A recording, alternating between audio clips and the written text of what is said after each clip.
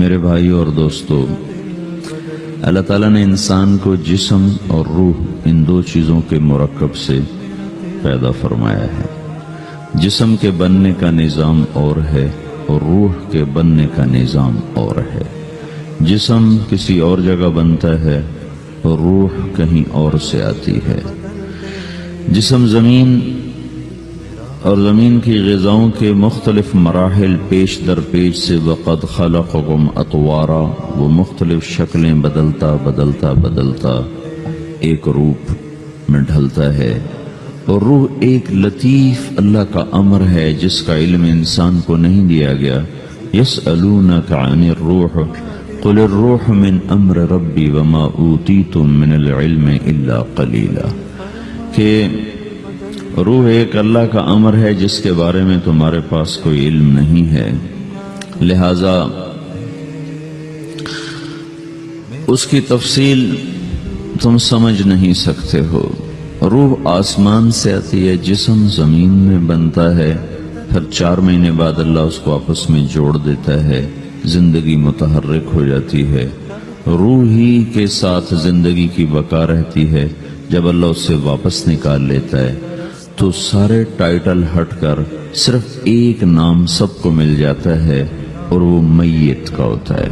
وہ حضرت مولانا ہو، وہ کوئی ڈاکٹر ہو، بادشاہ ہو، صدر وزیر ہو، سارے اعزاز ٹائٹل ہٹا کر اس پر میت کا لفظ مہر لگ جاتی ہے۔ اس میں سے کیا نکلا ہے؟ ہر چیز تو موجود ہے، اب یہ بولتا کیوں نہیں، اٹھتا کیوں نہیں، چلتا کیوں نہیں؟ اس میں سے روح نکل گئی ہے۔ روح ہمارے جسم کی اصل ہے، اسے نکال دو تو جانوروں کو بھی پتا ہے کہ اب یہ بے جان چیز ہے، چیونٹیاں کیڑے مکوڑے بھی اس کو کھانے لگ جائیں گے، جانور بھی کھانے لگ جائیں گے، زمین بھی اس کو گلانے لگ جائے گی، ہوائیں اس کو متغیر کرنے لگیں گی۔ روح انسان کے اندر ایک چلتا ہوا زندگی کا کارواں ہے۔ اسے جب اللہ واپس بلاتا ہے تو اللہ یتوفی الانفس حین موتها والتی لم تمت فی منامہا۔ موت کیا چیز ہے؟ اس کے 200 جواب ہیں سائنس کی کتابوں میں، اور 200 جواب بذات خود بتا رہے ہیں کہ یہ ایک جواب بھی ٹھیک نہیں ہے، اور قرآن ایک جواب دیتا ہے اور وہی حرف آخر ہے، قل یتوفاکم ملک الموت اللہ یتوفی الانفس حین موتها۔ اللہ ہے جو تمہاری روحوں کو موت کے وقت کھینچ لیتا ہے، تمہارے جسم سے نکال لیتا ہے۔ تو میرے بھائیو، موت کے وقت انسان 2 کیفیت میں ہوتا ہے۔ کچھ لوگوں کی روح ایسے نکل رہی ہوتی ہے کہ ان کے رگ رگ میں وہ پھنس رہی ہوتی ہے۔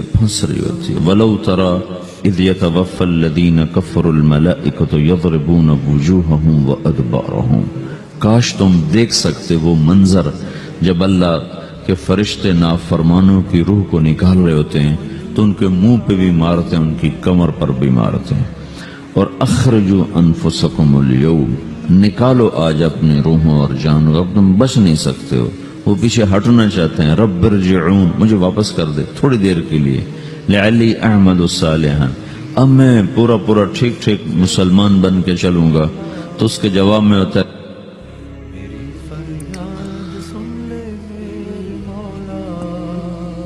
اور حدیث پاک میں آتا ہے کہ ملک الموت اترتا ہے، اس کے ساتھ 4 فرشتے ہوتے ہیں۔ وہ 4 فرشتے آتے اس کی پٹائی شروع کر دیتے ہیں۔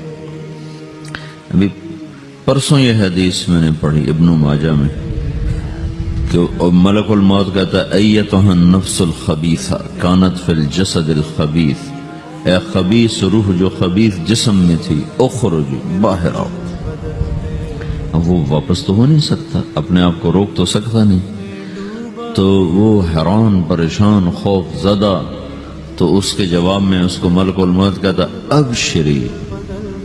ابشری بحمیم وغساق وآخر من شکلہ ازواج، تیار ہو جا خوفناک عذاب کے لیے اور کھولتے پانیوں کے لیے، کانٹے دار جھاڑیوں کے لیے اور بے شمار عذاب کی شکلوں کے لیے۔ تو اس کی روح کو جب کھینچتے ہیں تو رگ رگ سے وہ کٹ کٹ کے نکلتی ہے، تو سارا وجود زیر و زبر ہوتا ہے، سکرات کا درد ساری دنیا کے دردوں پر حاوی ہے۔ جب اس کی روح نکلتی ہے اور اس کو لے کر آسمان پر چلتے ہیں تو دروازے پر پہنچتے ہیں تو اندر سے فرشتے پوچھتے ہیں کون ہے؟ کہتے ہیں فلاں فلاں کا بیٹا ہے۔ کا نفس خبیثہ فی الجسد الخبیث، یہ تو وہی بدماش ہے جو بدماش جسم میں تھا، یہ وہ بدبخت روح ہے جو بدبخت جسم میں تھی، اس کے لیے آسمان کے دروازے نہیں کھل سکتے، اسے واپس کر دیا جائے۔ تو آسمان کے دروازے لا تفتح لهم ابواب السماء ولا يدخلون الجنة حتى يلج الجمل في سم الخياط، کہ ان کے لیے آسمان کے دروازے نہیں کھلیں گے اور ان کے لیے جنت کے دروازے نہیں کھلیں گے، پھر یہ وہاں سے نیچے گرائے جاتے ہیں جو اللہ کا قید خانہ ہے سجین۔ وما ادراک ما سجین کتاب مرقوم، وہ تمہیں خبر نہیں کہ وہ کیا خوفناک قید خانہ ہے جو اللہ تعالیٰ نے بنایا ہے، اسے وہاں دھکیل دیا جاتا ہے۔ پھر قیامت تک اس کے لیے انتظار کی گھڑیاں ہیں اور عذاب کی شدت ہے۔ اور جب کوئی نیک آدمی اللہ تعالیٰ کے دربار میں جانے کا اس کا وقت آتا ہے تو اللہ تبارک و تعالیٰ فرماتے ہیں ان الذین قالوا ربنا اللہ ثم استقاموا تتنزل علیہم الملائکۃ الا تخافوا ولا تحزنوا وابشروا بالجنة التي كنتم توعدون نحن اولیاؤکم فی الحیاة الدنیا وفی الآخرة ولکم فیہا ما تشتہی انفسکم ولکم فیہا ما تدعون نزل من غفور الرحیم۔ جب کوئی نیک مرد عورت کے جانے کا وقت آتا ہے تو اس کے لیے بھی فرشتے آتے ہیں اور آ کر اس کو خوشخبری دیتے ہیں اور آ کر اس کو تسلی دیتے ہیں کہ آپ غم نہ کریں، پیچھے والے بھی آپ کو مل جائیں گے، آپ خوف نہ کریں، آگے ساری منزلیں آپ کے لیے آسان ہیں، آپ کے لیے جنت بھی تیار ہے، رب بھی مہربان ہے۔ اور حدیث پاک میں آتا ہے کہ ملک الموت اور 4 فرشتے آتے ہیں، وہ 4 فرشتے اس کو سہلاتے ہیں، دباتے ہیں کہ موت کا درد اسے محسوس نہ ہو، اور ملک الموت فرماتے ہیں ایتھا النفس الحمیدہ کانت فی الجسد الحمید اخرجی، اے نیک روح جو نیک جسم میں تھی باہر آؤ، کیا کرو؟ وَأَبْشِرِي بِرَوْحٍ وَرَيْحَانٍ وَرَبٍّ رَاضٍ عَنْكِ غَيْرِ غَضْبَانٍ، آپ کو بشارت ہو آپ کے لیے جنت تیار ہو چکی ہے اور وہاں کی ساری نعمتیں آپ کے لیے میسر ہو چکی ہیں اور اللہ آپ پہ راضی ہو چکا ہے اور اللہ آپ پہ خوش ہو چکا ہے۔ اس پر اس کی روح کو نکالا جاتا ہے، پھر سارے فرشتے اس کو استقبال کے ساتھ جب آسمان پر لے جاتے ہیں تو اندر سے پوچھتے ہیں کون ہے؟ کہ فلاں فلاں کا بیٹا، فلاں فلاں کی بیٹی۔ کہتے ہیں نفس حمیدہ فی جسد حمید، یہ تو نیک روح تھی جو نیک جسم میں تھی، مرحبا بہی، اس کو ہم سب استقبال کس کا کرتے ہیں، اور ایک دم آسمان کے دروازے کھلتے ہیں، پھر وہ پہلا دوسرا تیسرا چوتھا سارے آسمان پار کرتا ہوا اللہ پاک کے عرش کے نیچے کے جا کر، مرد ہے یا عورت، وہاں جا کر سجدے میں سر رکھتا ہے اور اللہ تعالیٰ فرماتے ہیں ہاں اس نے ہمیں خوش کیا، ہم اسے خوش کریں گے، اور اس کو عافیت کے ساتھ وہاں آسمان میں، پہلے آسمان سے لے کر اللہ کے عرش تک یہ سب ویٹنگ روم بنے ہوئے جہاں اللہ اپنے اپنے درجات کے مطابق جنت والوں کو ٹھہراتا ہے، اور وہ انتظار گاہ ہے اور وقت ختم ہو جاتا ہے، لہذا انتظار کی جو تکلیف ہے وہ بھی ختم ہو جاتی ہے، وقت ختم تو انتظار کا احساس ختم اور ٹائم کے گزرنے کا احساس ختم۔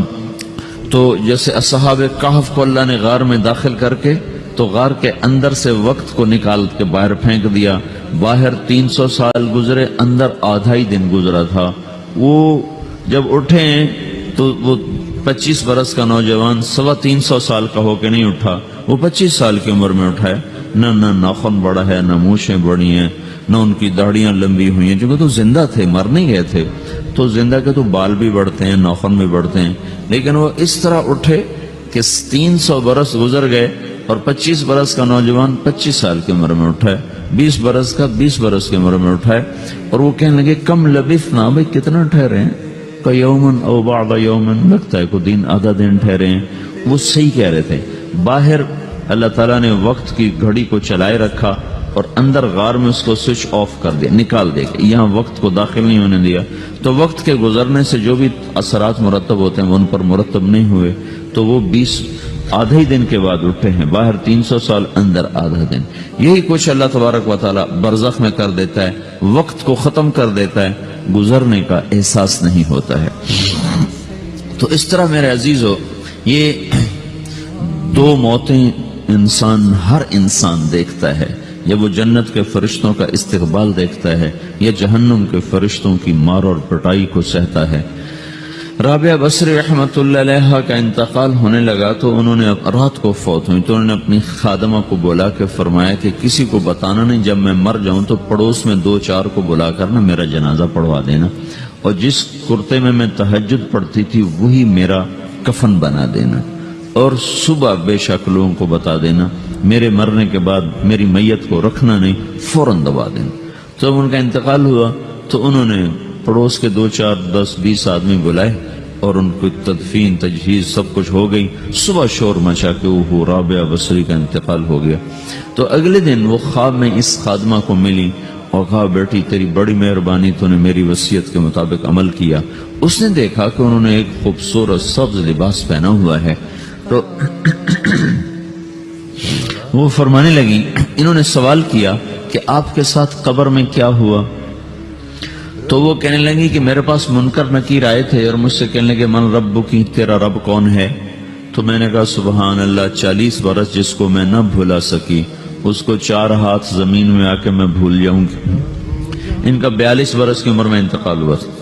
تو وہ کہنے لگے سبحان اللہ، جس کو میں 40 برس نہ بھولا سکی میں اسے 4 ہاتھ زمین کے اندر آ کے بھول جاؤں گی. تو منکر نکیر کہنے لگے اس کا کیا حساب لینا؟ پھر انہوں نے پوچھا کہ وہ آپ کا وہ کرتا کہاں گیا تہجد والا جس میں آپ کو کفن دیا تھا؟ کہ وہ اللہ نے مجھ سے لے لیا ہے اور میرے اعمال کے خزانے میں رکھ دیا ہے. قیامت کے دن میرا وہ کرتا بھی میرے ترازو میں تولا جائے گا اور مجھے یہ لباس پہنایا ہے جو جنت کا لباس ہے. یہ بھی ایک موت ہے. اس طرح بھی لوگ مرتے ہیں. اور دوسری بھی ایک موت ہے. ہمارے علاقے کی بتا رہا ہوں، اپنے علاقے کی. ایک زمیندار مر گیا، اس کی قبر کھودی، ساری بچھوؤں سے بھری ہو، ایسے جیسے چیونٹیاں پھر رہی ہوتی. تو انہیں وہ بند کر کے دوسری کھودی، ساری بچھوؤں سے بھری ہوئی. پھر وہ بند کر کے تیسری کھودی، ساری بچھوؤں سے بھری ہوئی. قبرستان میں اتنے بچھو کہاں سے آ گئے؟ یہ زمین کے بچھو نہیں ہے، یہ آخرت کی بلائیں ہیں جس کے ساتھ اب اس سے قیامت تک رہنا ہے اور گزارا کرنا ہے. تو یہ 2 طرح کی موتیں روزانہ لوگ مرتے ہیں، روزانہ لوگ مرتے ہیں. جب نماز کا وقت ہوتا ہے ملک الموت ساری دنیا کا چکر لگاتا ہے اور دیکھتا ہے کون پڑھ رہا ہے کون نہیں پڑھ رہا، کون پڑھ رہا ہے کون نہیں پڑھ رہا. جو نماز کی پابندی کرتا ہے اس کی موت آسانی سے ہوتی. جو نماز میں غفلت کرتا ہے اس کے ساتھ موت کے وقت شدت اور سختی اختیار کی جاتی. تو بھائیو، یہ ایک جسم ہے، ایک روح ہے. روح باقی رہنے والی چیز ہے، جسم مٹ جاتا ہے، پھر اللہ سے قیامت کے دن نیا جسم عطا فرمائے گا، ایک نیا جسم دیا جائے گا. روح وہی ہے جو اللہ کے خزانوں میں جمع ہو جاتی ہے. نافرمان کی سیاہ کالی روح ہوتی ہے، فرما بردار کی روشن چمکدار روح ہوتی ہے. تو اللہ نے کچھ تقاضے جسم کے رکھے ہیں اور کچھ روح کے رکھے ہیں. جسم کے تقاضے پورے نہ کرو تو یہ پریشان ہو جاتا ہے، روح کے تقاضے پورے نہ کرو تو یہ پریشان ہو جاتی. روح کی پریشانی جسم سے زیادہ ہے، چونکہ روح کی طاقت جسم سے زیادہ ہے. جسم مٹی سے بنا ہے، اس کی غذا بھی مٹی سے نکلتی ہے. روح آسمان سے ہے، اس کی غذا بھی آسمان سے ہے. روح کا تعلق جب تک اللہ سے نہیں جڑتا اس سے بھوک اور پیاس لگتی رہتی ہے. جسم کو جب تک روٹی اور پانی نہ ملے یہ تڑپتا اور پریشان رہتا ہے. جیسے اللہ تعالیٰ نے ہمارے جسم میں روٹی اور پانی کی طلب کو بے ساختہ رکھ دیا ہے. میں بیان کے دوران بھی پانی پی رہا ہوں، آپ دیکھ رہے ہیں کہ میرا حلق سوکھ جاتا ہے، مجھے طلب محسوس ہوتی ہے پانی. حلق سوکھتا ہے، پانی کی طرف بھاگتے ہیں. بھوک لگتی ہم روٹی کی طرف بھاگتے ہیں.